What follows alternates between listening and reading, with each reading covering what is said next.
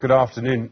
Over the last 24 hours, it's emerged that a video of a prominent provincial politician involved in an intimate moment has now been published on Twitter. It's understood a person deliberately filmed the politician and then tried to demand money from them. When they refused to pay, the person published the video. Ntwampe is a social media legal consultant. Good afternoon to you. I'm presuming publishing a video filmed against the will of a person without their knowing and then publishing it is an illegal act?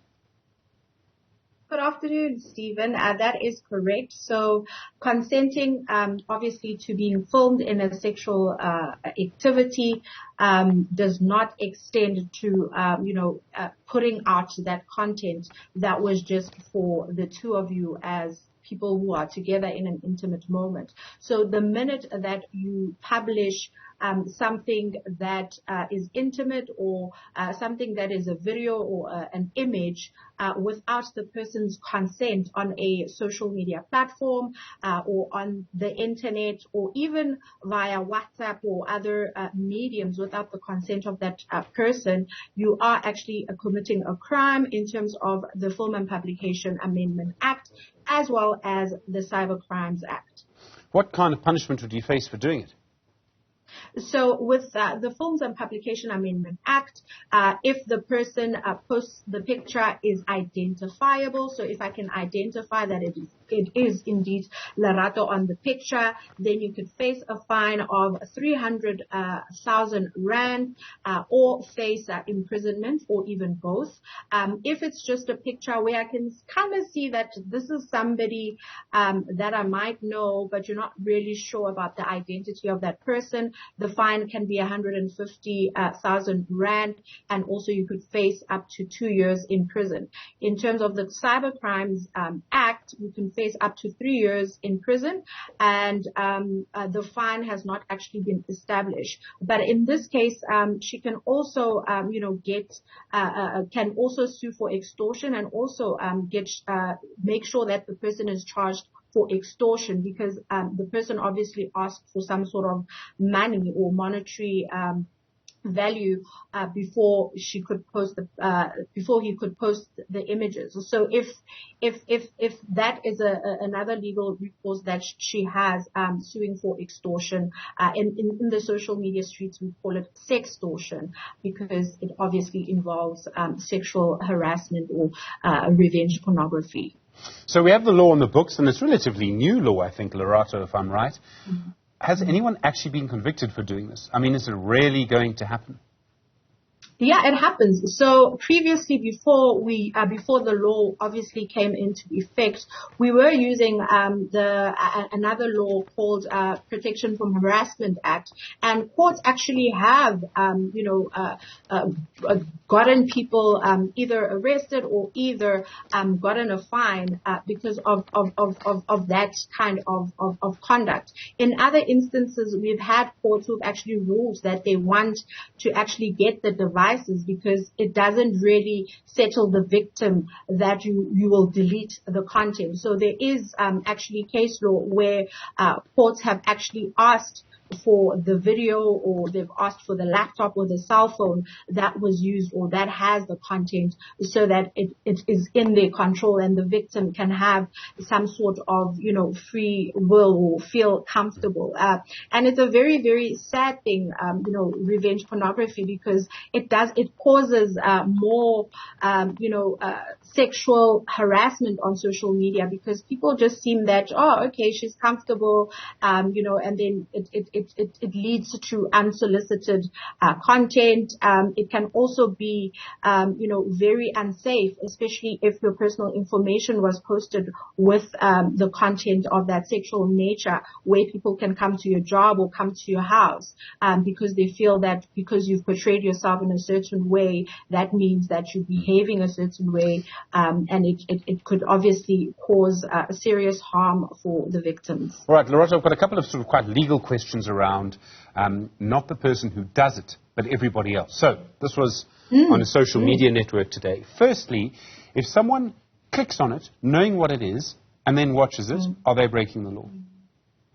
So it depends, Stephen. If they click on it and see it, it is available on social media. So unfortunately, you are going to see it. It's become a public platform. But if you do share it, then the victim can also have some sort of legal recourse because of what we call the chain of publication. So if it's retweeted or shared with other people, then the victim can have legal recourse. But unfortunately, because it's online and people are seeing it, you can't really unsee it. And so on Twitter, if someone retweeted it, you would know. If someone shared it on Facebook, you would know. On WhatsApp, with end-to-end encryption, someone could send it to a big WhatsApp group, 180 people, and you would never know. You would never know. Unfortunately, with WhatsApp, those are the tricky situations. But if you get a report, electronic report, you might actually get that information. But that's more of a very sophisticated cybercrime solution, and it obviously costs a lot of money to get that information. But it is also possible. But on the mediums that are public, like your Facebook, like your Twitter, like your Instagram, it's evident that you can see that the person has retweeted it, liked it, even tagged on it on Facebook. Then the chain of publication law would then apply, and the victim, can actually obviously sue you as well in a civil defamation case. And what happens if you just store it and watch it again and again? And I'm really not saying that you should, but if you don't share it, is there a thing around storage? Because I know in some policies, storing an image is actually a problem. Yes. So it depends. So in a case of child pornography, or what we call child sexual abuse material, then that's a charge on its own for child pornography. But because it's an adult, they're 18 years and older, there isn't really a law that governs that, because people are free, if you're 18, obviously, to watch or to consume pornography. Unfortunately, because it's revenge pornography, it still does form part of it being a pornographic material.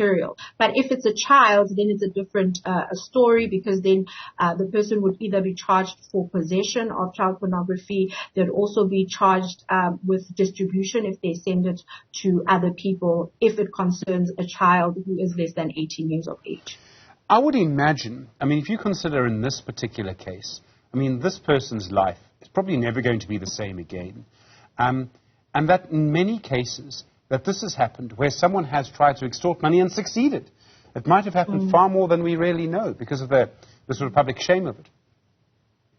Absolutely. And that's why I always advise clients that don't start with wanting to pay the person, because once you start, you don't have control of, what they'll do next. They might ask you for more money. I always say that rather come out. You don't have to post that content, but just give a warning to say that, you know what, this is what's happening to me. This person is threatening to share my nudes or my video, and it's of a sexual nature. Just please be aware. Don't retweet it or don't forward it any further, because then it takes away that power that the other person has, because as soon as, they post it, we're kind of expecting it, and it doesn't really have that much of an impact. And I also think that it's important that for victims that are facing the situation, get legal counsel, because you can either get an interdict, especially if somebody's threatening to release it, get an interdict to stop them from releasing that content, and then, you can actually be able to deal with the consequences. But unfortunately, sometimes these people are not kind. They'll give you one chance, and then they'll post it either way. But it's so important that, get legal counsel, and also get, some sort of counseling, because it is, can cause emotional distress. Younger people and people that are of prominent, have been diagnosed with depression. Some people commit suicide because of just the shame that is associated with something that is intimate, that is now being shared with the public. Lerato Ntwampe, thank you, social media legal consultant. Really appreciate the time.